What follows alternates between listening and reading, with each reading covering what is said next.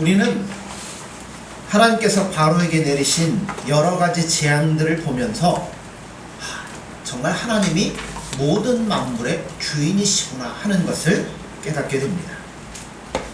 근데 지금까지 이스라엘 백성들 이 머릿속에는 이게 일치가 안 됐어요. 그래서 그들을 구원하시는 하나님과 모든 만물의 창조자로서의 하나님이 일치가 되어 있지 않았습니다. 그러니까 10가지 재앙은 바로에게 내리는 것이기도 하지만 이스라엘 백성들을 깨닫도록 하기 위해서 하시는 재앙이기도 합니다. 이들은 어떤 생각을 갖고 있었냐면, 조상들에게 구원을 약속하신 하나님은 하나님대로 따로 계시고, 눈에 보이는 모든 만물들은 각자 나름대로의 신들이 있다고 생각을 했습니다. 애굽에 살다 보니까 이런 생각을 했어요. 그런데 그러한 생각이 10가지 재앙을 통하여서 송두리째 바꿔지기 시작했습니다. 그들을 구원하신 하나님은 모든 만물의 창조자며 주인이시라는 사실을 이스라엘 백성들이 깨닫기 시작했습니다. 그런데 이런 신앙이 어떻게 보면 오늘 우리들에게도 많이 나타나고 있는 것 같습니다. 우리들은 우리를 구원하신 하나님과 세상이 별개라고 생각하는 이 생각을 많이 갖고 있는 사람들이 있습니다. 무슨 생각이냐면, 교회에서 신앙생활하는 것과 집이나 직장에서 일어나는 일들이 각각 별개라고 생각을 하는 거예요. 우리가 출애굽기 10가지 재앙을 통해서 분명히 깨달아야 되는 것은, 우리를 구원하신 하나님은 모든 역사와 사회를 다스리시고 그 어떤 인간적인 수책에 영향을 받지 않으시며 모든 것들을 섭리하시며 다스리시는 하나님이시라는 겁니다. 그러니까 여러분 생각해 보세요. 우리에게 일어나는 아주 미세한 것조차 누구의 손 안에 있냐면 하나님의 손 아래서 이루어지고 있다는 것을 여러분 깨달으셔야 된다는 겁니다. 그래서 때로 우리가 이해하기 어려운 것은 이런 생각도 들어요. 그렇다면 세상의 모든 것들이 다 하나님의 손 아래 있다면 왜 하나님의 통치 아래서 악한 것들이 있을 수 있을까요?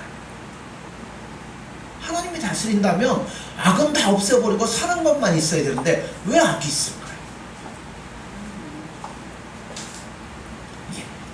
하나님께서는 그 악을 사용하셔서 의인들을 연단하시며 훈련시키신다는 겁니다. 이걸 신학적인 용어로 신정론이라 이렇게 표현을 해요. 하나님의 통치 아래에서도 분명히 악은 존재합니다. 그러나 하나님은 악을 그냥 두시는 분이 아니에요. 그 악을 통하여서 신자들을 연단하고 훈련시키고 신자들이 보는 눈앞에서 악을 징벌하심으로 말미암아 하나님이 어떤 분이신가 하는 것들을 드러내시기도 한다는 겁니다. 10가지 재앙을 통해서 하나님의 악을 어떻게 사용하시는가 하는 것을 우리가 보게 되는데요. 결국 악인의 말로는 어떻게 돼요? 바로가 그렇게 악으로 하나님에게 대항을 하더니 나중에는 어떻게 돼요? 그 불순종은 죄인의 죽음으로 연결이 되는 겁니다.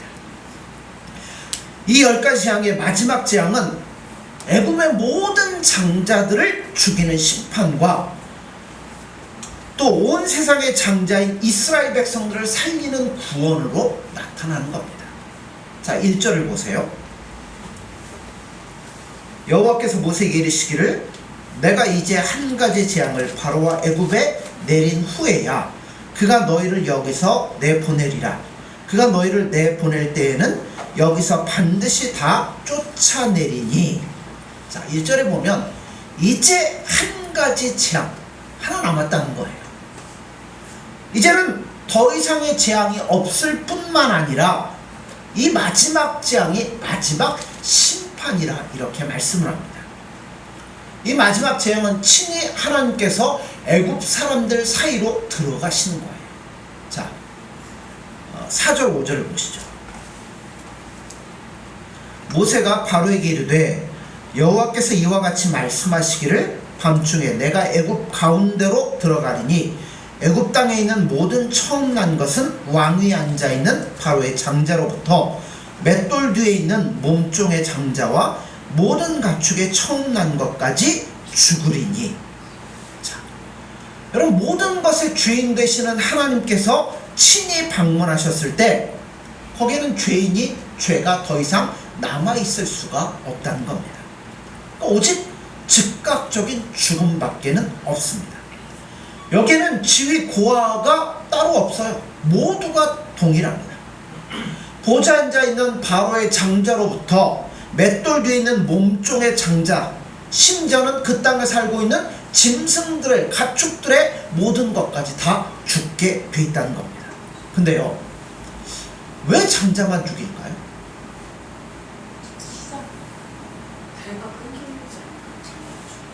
예, 이거는 쉬운 얘기는 아닙니다. 그러나 분명히 알 수 있는 것 한 가지는 이스라엘이 하나님에게는 장자라는 겁니다. 그러니까 하나님이 하나의 장자는 살리시고 하나의 장자는 죽이신다는 겁니다. 여러분, 장자는 다 하나님께 바쳐지는 겁니다. 근데 바쳐지는 것도요, 두 가지 종류가 있어요. 하나는 축복으로 바쳐지는 거고, 하나는 저주로 바쳐지는 겁니다. 특히 저주로 바쳐지는 것을 히브리어는 헤렘이라 이렇게 말하는데요. 자, 헤렘의 대표적인 것이 뭐냐면 여리고성입니다. 여리고성은 하나님께 바쳐진 성이에요. 그러니까 거기서는 어떤 것도 뭐예요? 취하면 안 됩니다. 아무것도 거기서 얻으면 안 돼요. 이거는 하나님 앞에 진노로 헤렘으로 바쳐진 것이니까 서로 거기다 손을 대면 뭐예요? 손을 댄 자도 죽는 거예요. 저주로 맞춰진 겁니다. 근데 거기서 누구만 살아남아요? 라합의 가정만 살아남습니다. 그리고 여리고성에서 바쳐진 물건을 가져갔던 사람이 하나 있죠. 누구예요? 아간이죠. 아간은 헤렘의 손을 댔기 때문에 누가 바쳐지는 거예요? 자기가 바쳐진 겁니다. 그래서 어떻게 돼요? 돌에 맞아 죽음을 당하게 되는 겁니다. 그러니까 결국 인간들은요, 모든 피조물들은 하나님 앞에 바쳐진 존재입니다. 단지 차이가 있다면 은혜로 바쳐진 것이냐, 아니면 거룩하심을 나타내기 위해서 진노로 바쳐진 것이냐 하는 겁니다. 우리 인류는 결국 둘 중에 하나입니다. 하나는 하나님의 은혜로 부르심을 얻기 위해서 바쳐진 자들입니다. 또 하나는 하나님의 진노를 위해서 바쳐진 자들입니다. 이 둘밖에는 다른 것은 없어요. 그러니까 어떻게 보면 둘 사이는 구별이 없는 것 같지만 하나님이 최종적으로 방문하실 때 이 두 가지는 분명하게 차이가 날 수밖에 없다는 겁니다. 여러분, 요즘 날씨가 이상하죠? 명절이 추석이 돼가는데도 긴팔은커녕 더워가지고 에어컨 틀고 자야 되는데 우리나라만 그런 게 아니라요. 뭐 그 중국에는 막 비가 오고 이번에 태풍 와가지고 또 어디죠? 베트남이 지금 난리가 났고요. 호주는 겨울인데 뜨거워서 죽겠다 그러고요. 지금 난리도 아니에요. 그것뿐만 아니라 세상 돌아가는 것들을 바라볼 때 우리는 뭘 봐야 되냐면 주님 오실 날이 이제 가까워온다는 걸 보셔야 돼요. 이때는요, 나라를 위해서 뭘 하고 이런 거 필요 없습니다. 뭐만 하셔야 되냐면 나 하나의 신앙만을 붙잡고 예수만 붙잡고 살아가셔야 돼요. 뭐 이럴 때 막 무슨 뭐 어디 가서 뭐를 하고 뭐 여러분, 그거 아무 소용없는 거예요. 내 신앙 하나 똑바로 붙잡아요. 예수님 딱 붙잡아. 이게 아니면 안 되는, 이걸 놓치면 우리는 뭐가 되는 거냐면 헤렘으로 받쳐지는 게 된다는 거예요. 하나님의 은혜의 구원 아니면 심판밖에 없다는 겁니다. 자, 그런데 장자만 죽었다는 것은 대표의 원리입니다. 즉 죽임을 당한 애굽의 장자는 심판받을 자들의 대표가 되는 거예요. 이스라엘 백성들은 택함 받은 자들의 대표가 되는 겁니다. 그러므로 중요한 건요, 내 신분이 아니에요. 내가 왕좌에 앉아있고 높은 자리에 있다고 예외되거나 뭐 따로 구별되는 게 아닙니다.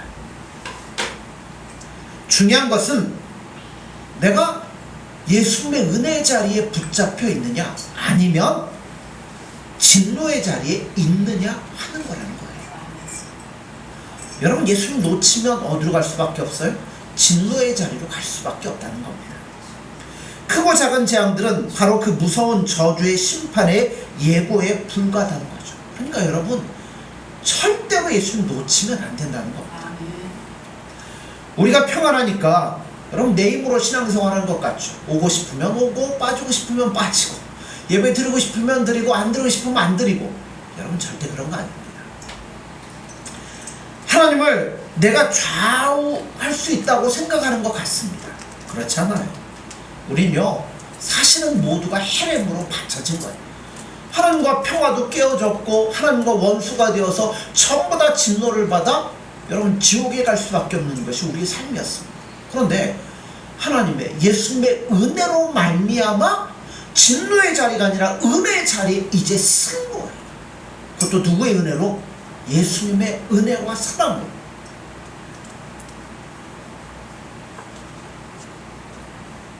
그래서 하나님의 선하심과 인자하심을 맛보도록 우리를 불러주셨다는 겁니다.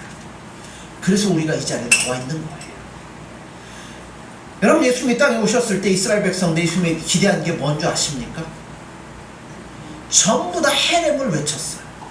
뭐냐면 사마리아인이나 로마인 같은 이방인들에 대한 심판을 예수님이 가져오기를 바랬다는 겁니다. 근데 예수님 그걸 왜 오셨나요? 아니죠. 사도 요한이 요한복음 3장 16절에 뭐라고 그래요? 예, 이처럼 사랑하사 독생자를 주셨으니 이는 그를 믿는 자마다 멸망하지 않고 영생을 얻게 하려 하심이니라. 하나님의 아들을 보내신 것은 심판하기 위해서 보내신 것이 아니라 저나 여러분과 같은 죄인들, 헤렘으로 받쳐질 수밖에 없는 자들을 구원하기 위해서 이 땅에 오셨다는 겁니다. 그러므로 하나님의 아들을 믿지 않는 자는 심판할 필요가 없어요. 왜냐하면 믿지 않는다는 것 자체가 이미 심판의 자리에 서 있다는 겁니다. 하나님께서 우리 예수님을 보내신 것은 세상을 구원하시려고, 우리를 사랑하셔서 우리를 구원하시려고 보내셨다는 겁니다. 그러므로 누구든지 예수님을 믿고 사랑하기만 하면 구원함을 받는 겁니다. 아멘. 반면에 그 예수님을 거부하고 말씀을 거부하는 자는 이미 스스로 자기 자신을 정죄하는 것에 불과하다는 겁니다. 말씀을 보면 10번째 재앙을 통하여 애굽에는 전무후무한 곡성이 있을 것이라고 말씀했습니다. 그러나 이스라엘 자손들은 어떠할 거라고요? 예, 개도 그 혀를 움직이지 못할 것이라고 했습니다. 어느 누구도 그들의 행진을 막을 수가 없어요. 그들이 얼마나 당당하고 두려운지 개도 감히 입을 열어 짖지 못할 거라고 말씀합니다. 구원은 그토록 놀라운 겁니다. 여러분, 그래서 우리가 믿음 생활하면서 사람들의 쏘는 말이나 비난을 두려워하지 마십시오. 그거는 아무것도 아니에요. 정말 우리가 두려워야 될 것은 하나님의 심판이라는 겁니다. 이것보다 두려운 게 어디 있어요? 여기에는 짐승도 예외될 수가 없다는 거예요. 그럼 짐승이 뭔 죄가 있겠어요? 그런데 누구에게 속한 짐승은요?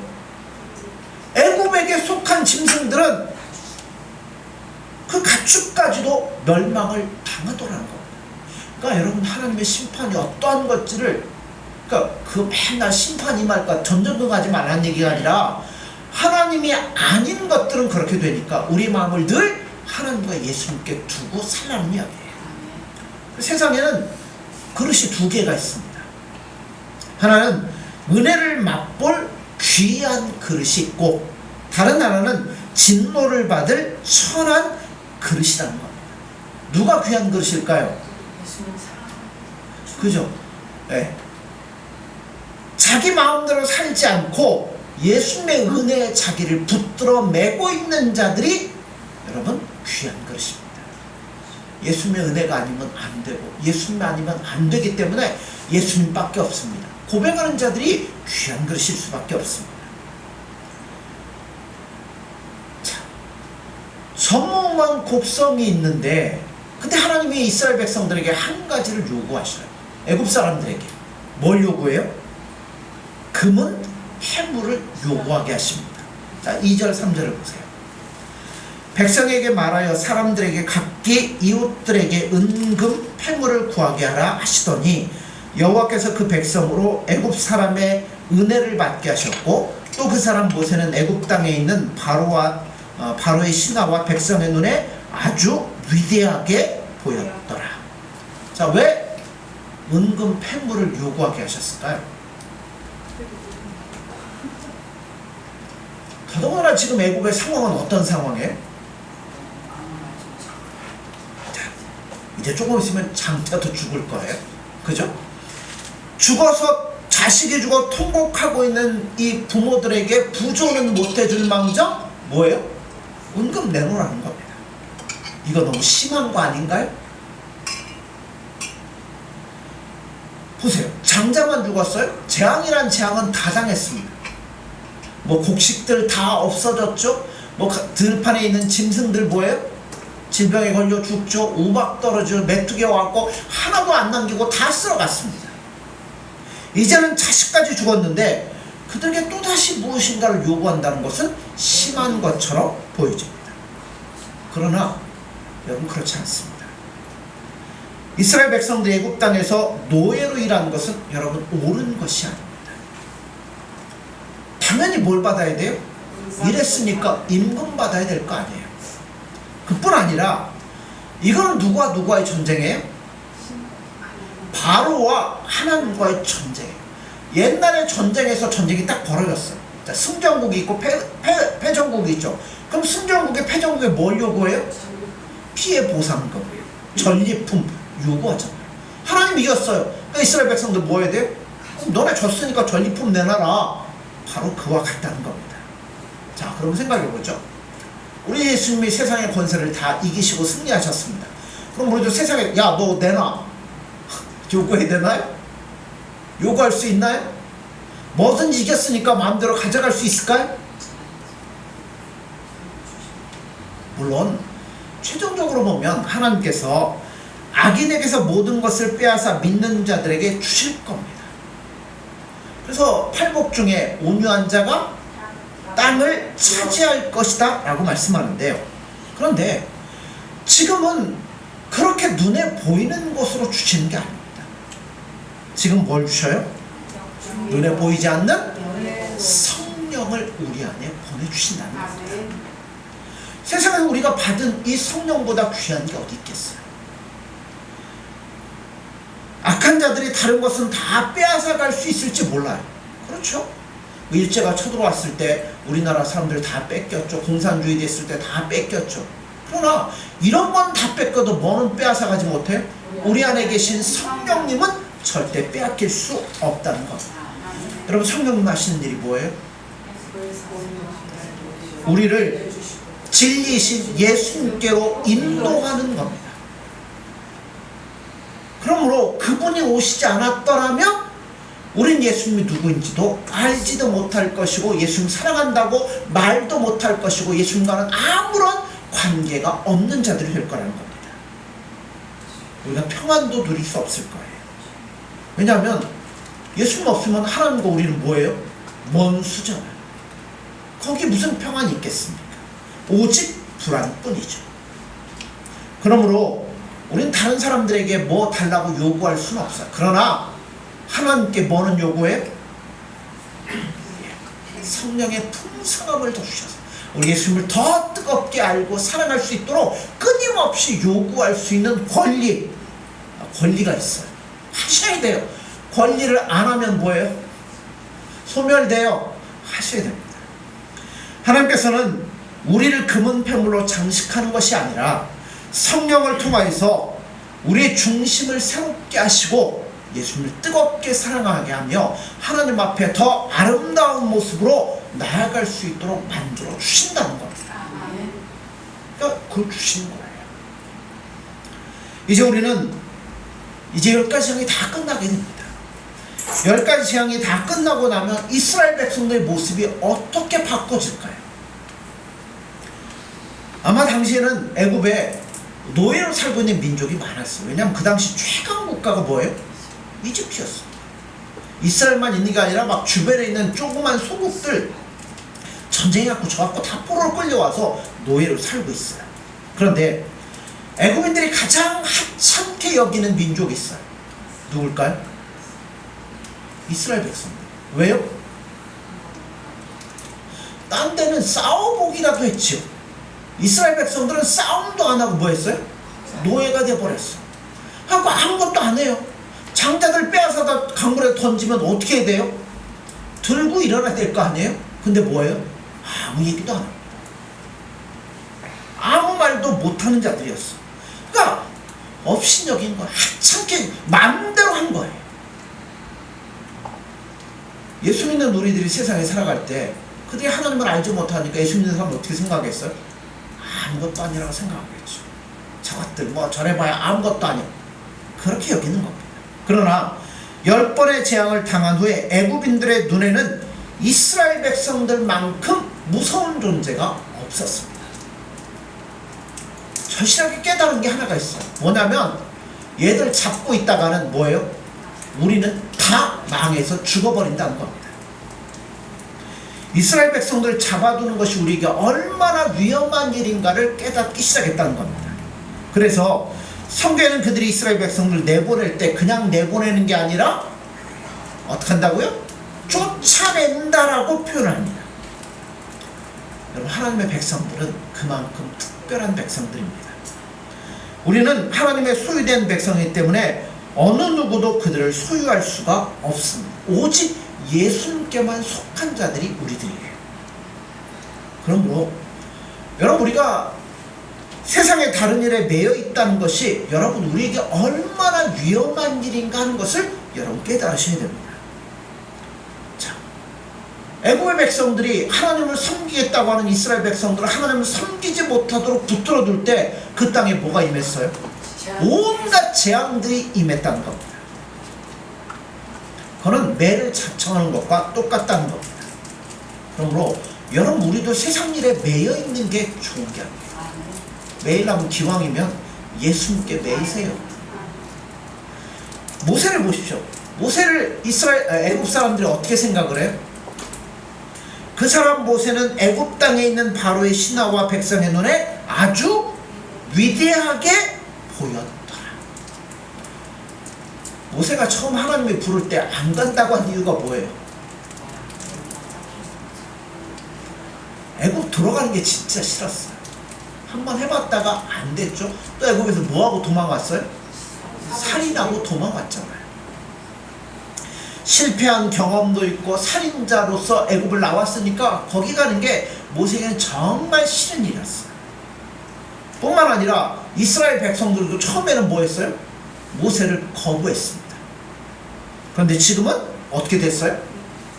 예, 세상에서 가장 두려운 자가 되었다는 겁니다.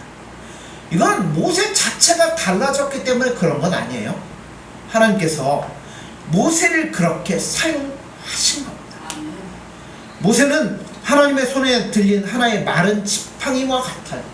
지팡이가 무슨 자신의 의식이 있고 자신의 뭐 의도가 있었고 지팡이가 지 마음대로 갑니까? 누구의 손대로 움직이는 거예요? 주인의 손에 붙잡힌 대로 움직이는 거예요. 마찬가지로 그가 하나님의 손에 온전히 붙잡혔을 때 하나님께서 그를 위대하게 사용하시는 겁니다.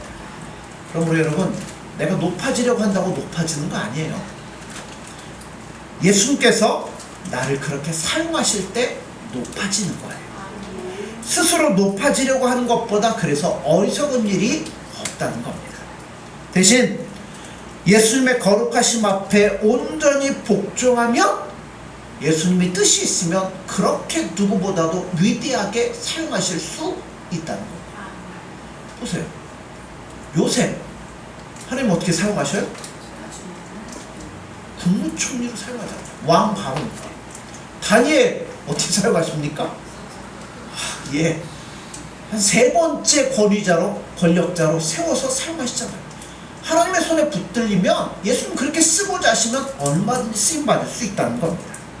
그러므로 사람들이 나를 알아주지 않고 무시한다고 여러분 기분 나빠하지 마십시오. 그들의 평가가 맞는 것 같습니다.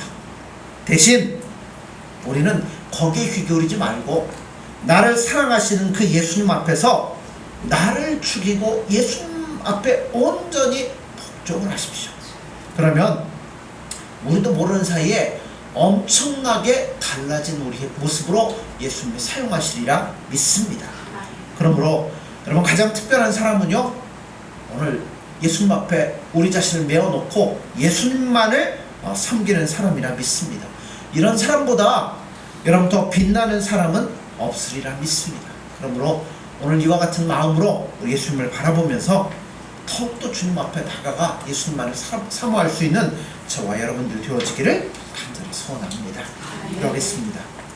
예수님 사랑합니다. 우린 모두 하나님의 손에 받쳐진 자들입니다. 우리도 진노의 자녀로 받쳐질 수밖에 없었지만 하나님의 크신 사랑, 예수님의 사랑으로 우리를 구원하여 은혜의 자리에 세워주시니 참으로 감사합니다. 그 예수님의 사랑에서 저들 떠나지 않도록 도와주시고 우리의 삶과 우리의 생각과 우리의 목표와 우리의 모든 것들을 예수님께 메어놓고 그 예수님만을 붙잡고 사랑하며 동행할 수 있는 복된 삶이 될 수 있도록 함께하여 주옵소서. 예수님의 이름으로 기도드립니다. 아멘.